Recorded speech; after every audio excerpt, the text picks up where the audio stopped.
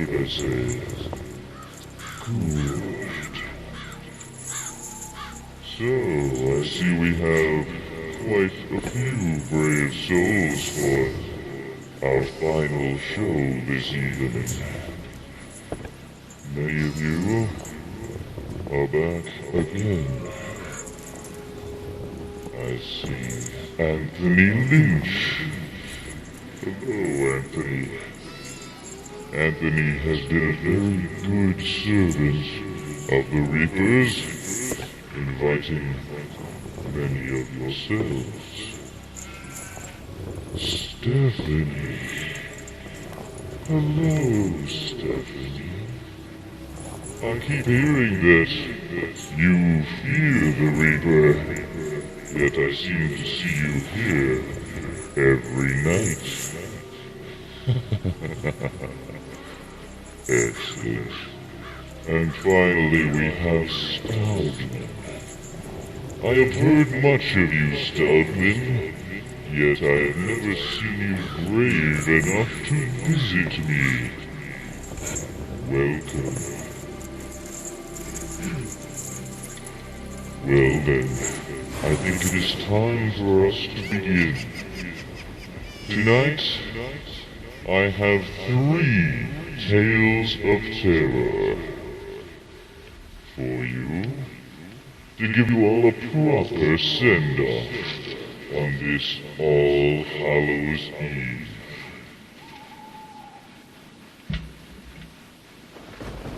Alright then, a moment. Okay, let us begin.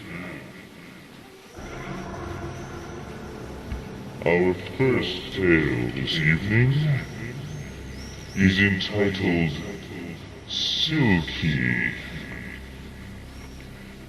One of the strangest ghosts ever to haunt a house, or any place else for that matter, was a moody phantom who attained considerable notoriety in the sleepy little English town of Black Heddon over a century ago.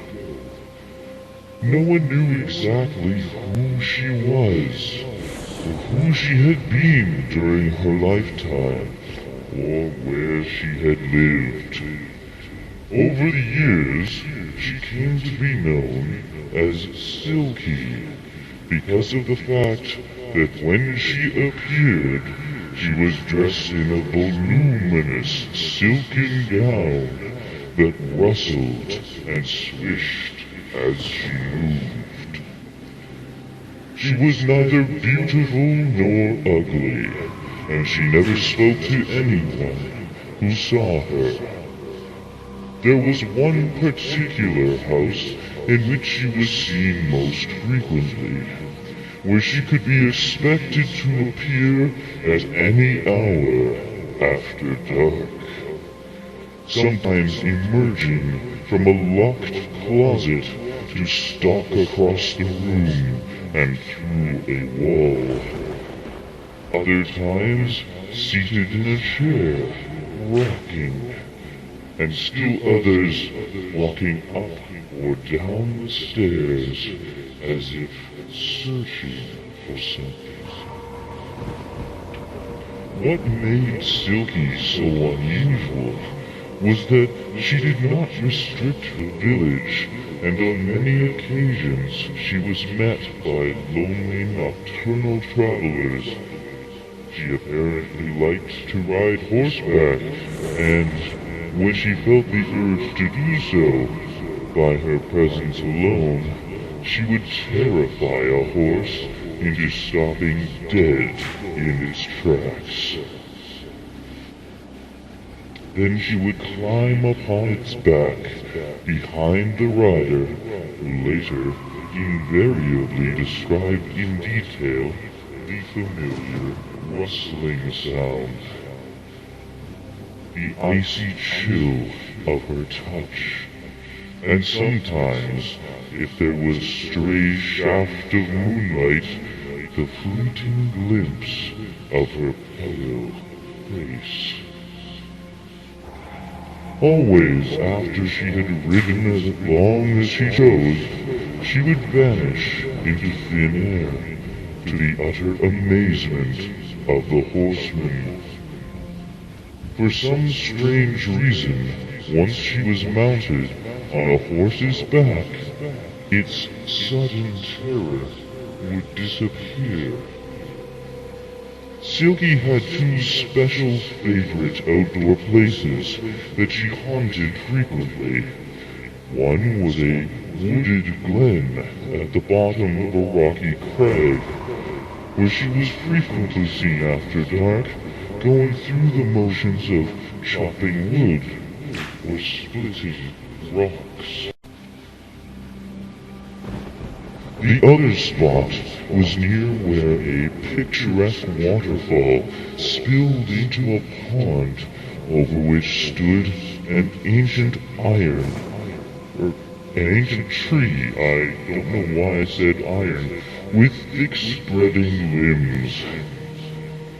Hanging from one of them was an old swing in which she loved to seat herself and swing back and forth in the moonlight. As a rule, she rarely bothered anyone by her presence, but once in a while, when in a mischievous mood, she would waylay horses and cause them to stop where they stood and remain there, quaking and whinnying, until sunrise released them from her uncanny spell.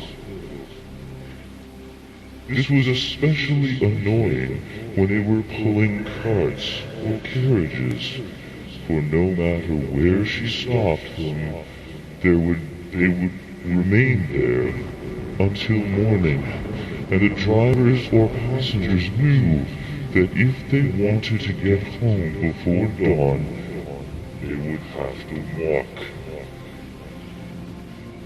Silky eventually disappeared after lending some credence to the theory that she had been a possessor of great wealth that had somehow been hidden, and that she had died suddenly without ever having had the opportunity to reveal its whereabouts.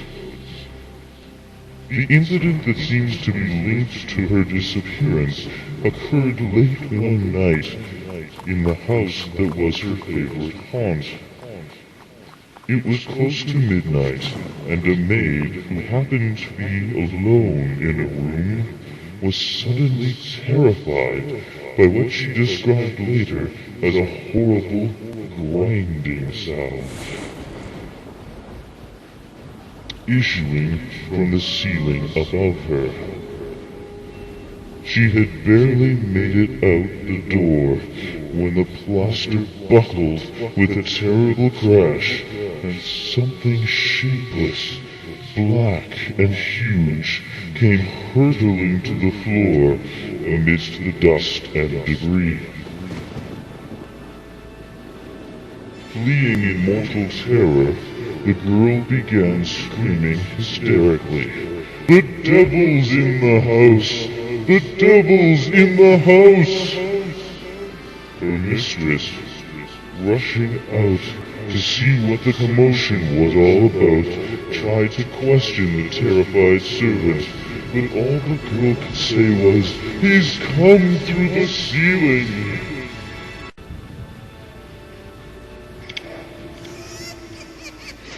By now, the entire family had converged on this scene, and together they summoned up sufficient courage to march on the room where the Prince of Darkness was supposed to have been, with dust all over everything and a gaping hole in the ceiling. But happily there was no devil in sight. There was something huge, furry, ugly, and... Sorry, lad.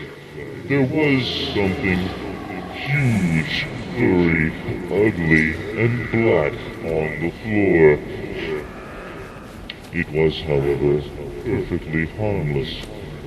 A mangy dog skin, bulging mysteriously and tied securely with leather thongs.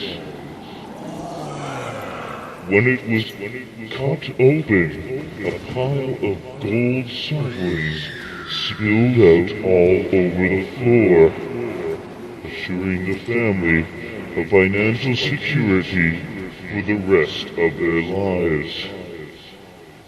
Silky was never seen again after this, and it was assumed that the gold was her hidden treasure. In the words of the man who heard the story from members of the family, her destiny was accomplished, her spirit laid, and now she sleeps as peacefully and unperturbed as the degenerate and unenterprising ghosts of more recent times. The end.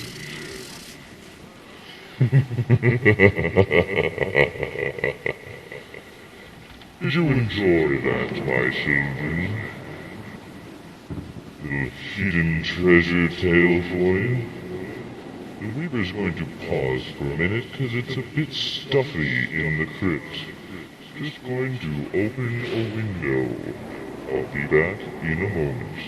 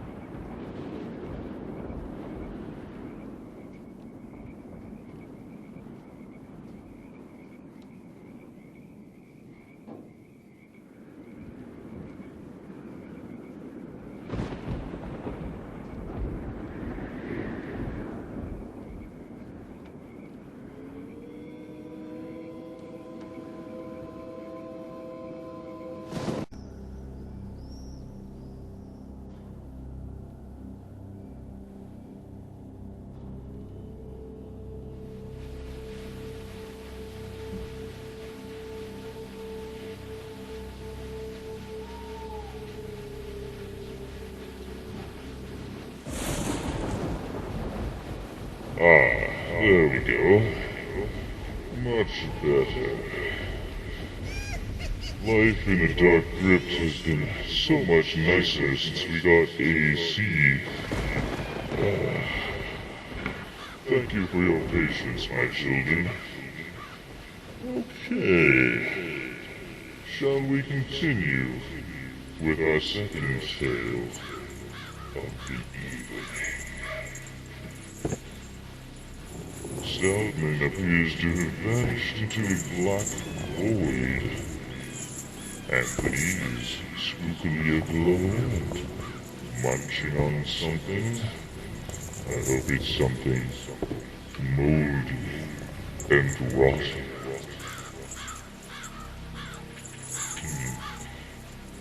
Stephanie. Are you paying attention, Stephanie? The Reaper watches you all the time. Very well, let us continue. Our second tale is entitled The Phantom of Jedburgh Castle. Jedburgh Abbey is nothing more than a magnificent ruin today, located at the outskirts of a Scottish town of the same name about 10 miles north of the English border. Centuries ago, however, it was connected with a great castle, also named Jedburgh, a castle which was doomed by the appearance of a terrible and vengeful ghost. So dreadful was the curse of this phantom, says the legend, that not only did the castle eventually crumble, decay, and turn to dust, but the abbey as well became the pile of rubble that it is now. The events leading up to this disaster began on a sunny morning toward the end of the 13th century. King Alexander III of Scotland was holding a gala royal court at Jedburgh Castle in hopes of finding a second wife. His queen had died without providing him an heir, and it was imperative that he marry again in order to carry on his line. Of all the young women present, the one who attracted the king most was a breathtakingly beautiful girl with skin like ivory, hair like spun gold, and eyes as blue as the sea and the sky combined. The moment he saw her, he wanted to crush her in his arms, declare his love, and place her on the throne of Scotland. But the beautiful golden-haired maiden was not from the Scottish kingdom. Her name was Yolande de Drew, and she was the daughter of Count de Drew, the new French ambassador. Wasting as little time as possible, the king arranged a rendezvous with the young beauty for that very night. They met in a secluded garden, drenched in moonlight and the perfume of flowers. Alexander was overcome with longing for Yolande, and wished that the night would never end. She was thrilled at having so obviously conquered the heart of a king. There was no doubt in her mind that at any moment he would propose marriage, and she... There we go. Okay. And she could hardly wait. Suddenly, without warning, there was a sharp crack, the breaking of a branch, followed by the rustling of leaves and the thud of a falling body. Someone had been spying on them. With an angry oath on his lips, the king leapt up, drew his sword, and gave chase to the intruder. But it was too dark, and whoever it had been was fast enough on his feet to escape. Alexander was furious, and Yolande was frightened. The fragile mood of their idyllic tryst had been shattered. They would meet again soon. What Alexander did not know was that Yolande was engaged to marry a knight in her father's entourage, named Eranton de Blois. She intended to break the engagement as soon as possible. There was only one obstacle: her father. The Count was a stern man of unshakable honor. He had promised the hand of his daughter in marriage, and even the prospect of her becoming a queen was not likely to sway him into breaking his word. Yolanda, however, was not the only one aware of her dilemma. As soon as she learned her father's aide-de-camp, the Count de Montbar, had been the spy that evening in the garden. He was an ambitious man who saw in the Scottish king's infatuation for his master's daughter as opportunity that might never come his way again. "If I assist you to the throne of Scotland," he said, "will you keep me always by your side?" "What do you mean?" she replied cautiously. "You know exactly what I mean," he declared. "Your father will never break his word. Anton will never step aside even for a king. He is too hopelessly in love with you. And so you will never be Queen of Scotland unless he dies." De Montbar smiled darkly. "And will you swear to see that I become Grand Marshal of Scotland if he dies?" "I swear."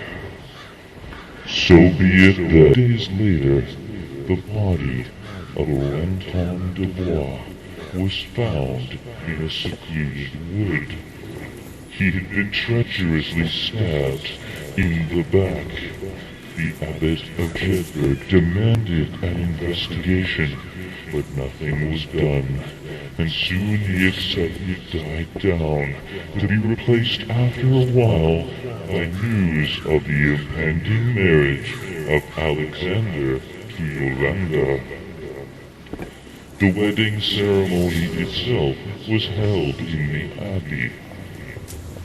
Afterward there followed a grand ball and reception in the great hall of Jedburgh Castle.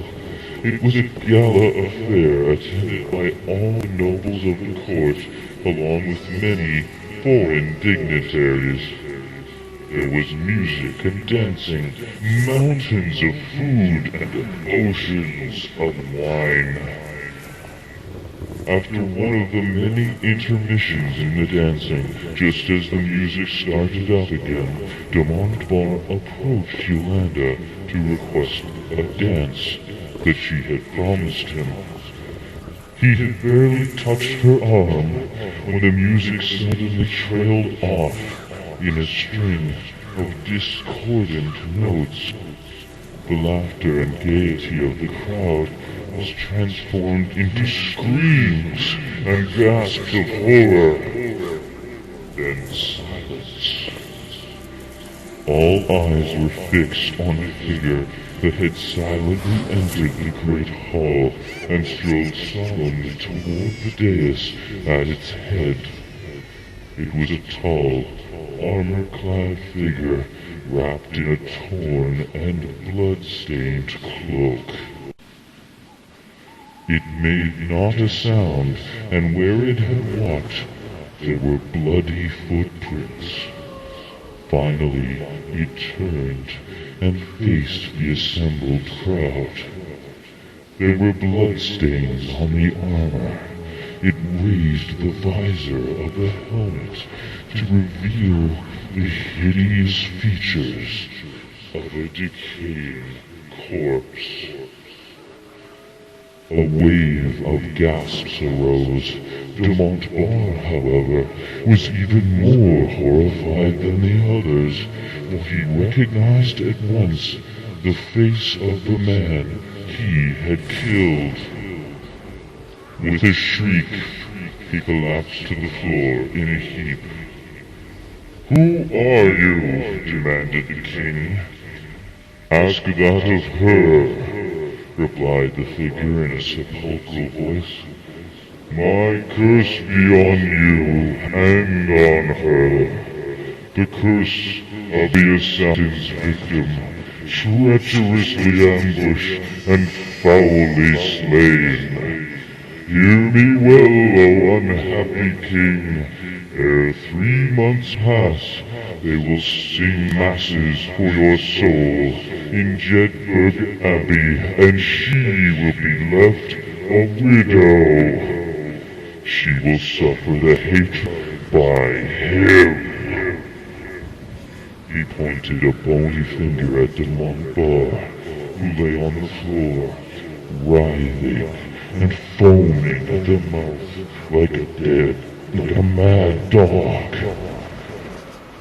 Without another word, the figure wrapped its cloak about its shoulders and departed from the great hall to disappear forever.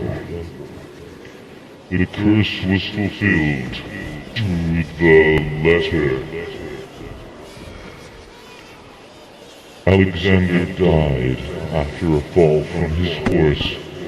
Blaming Yolanda for his death, the people rose up and overthrew her, thereby precipitating a civil war.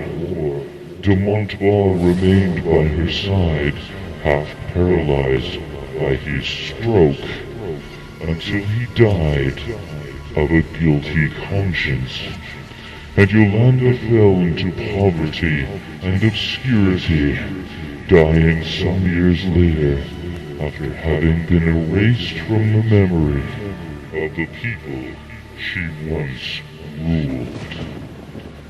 The end.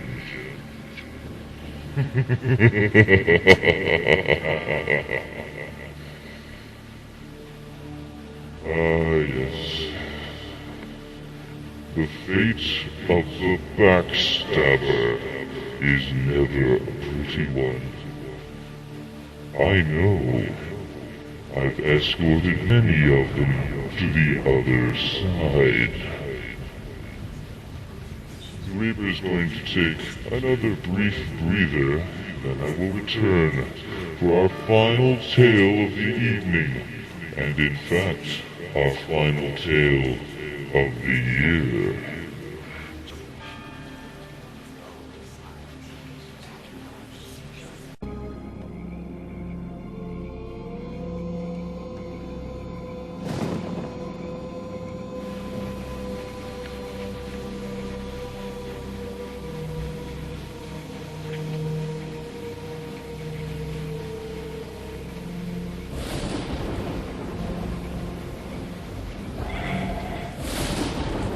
Greetings once again, my children.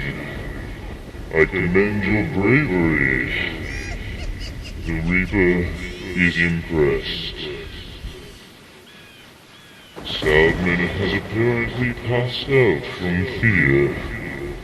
Anthony is deeply involved in a video game. And Stephanie feels the chills running down her spine. Excellent. Well, let's wrap things up with a bang, shall we? This story is entitled The Noisy Ghost of Barbey. Some years ago, an elderly widow named Mrs. Webb died in the little English village of Barbey. No, just kidding. Okay, where she had lived all her life.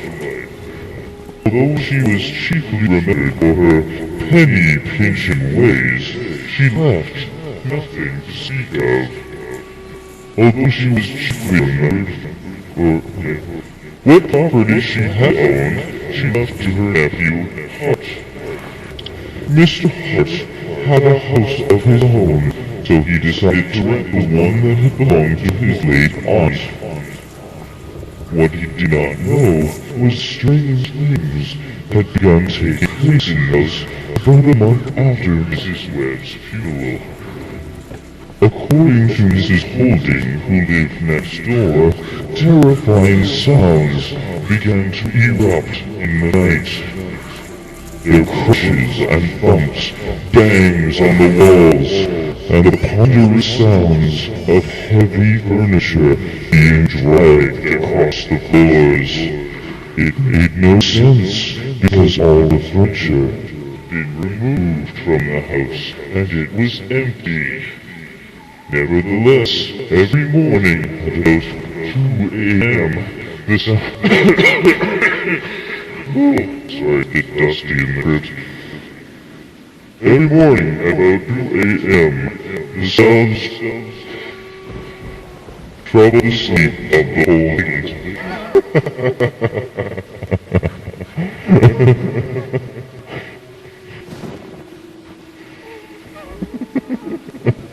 Oh boy.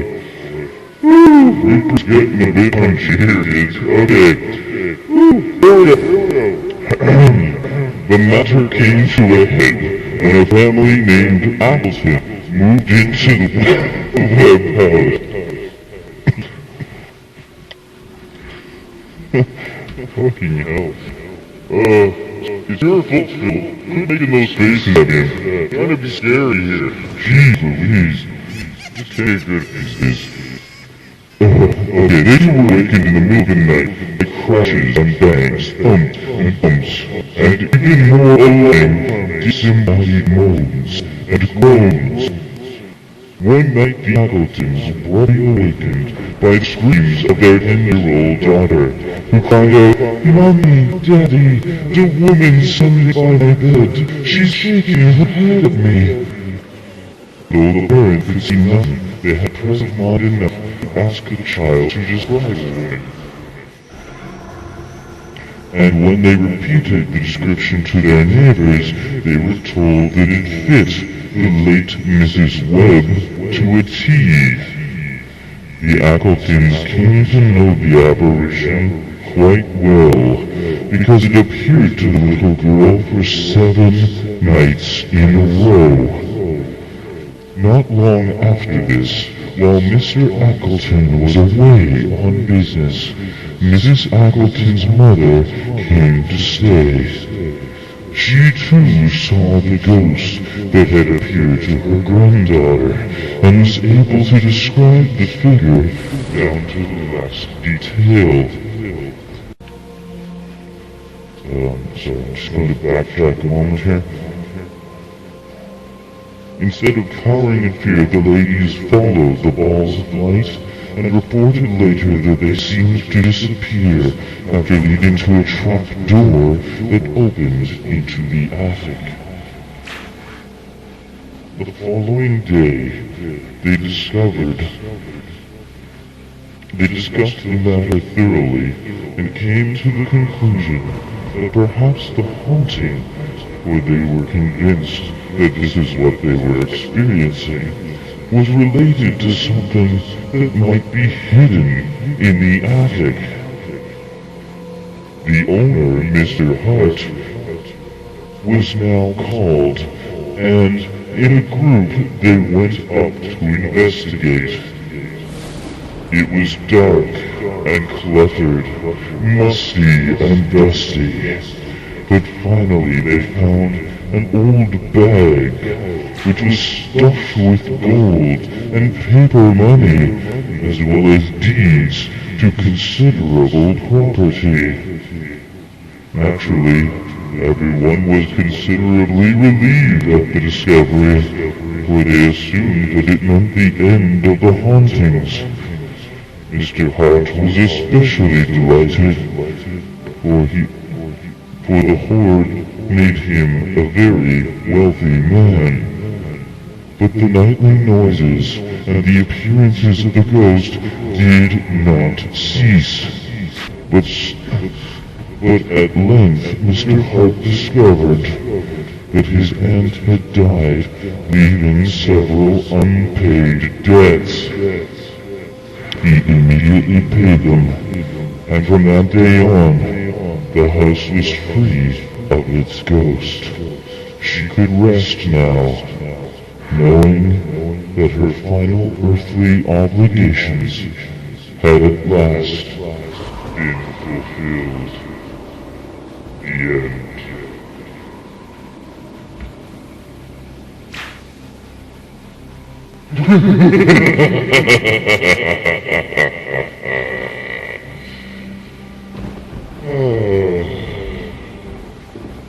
Well, my children, the Reaper has grown weary.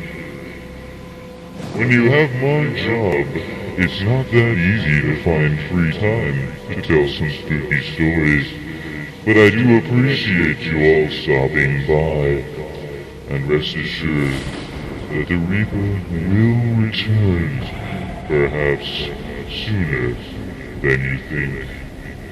But for now, this is farewell, so I thank you one final time for joining me this evening, and until next we meet, pleasant nightmares.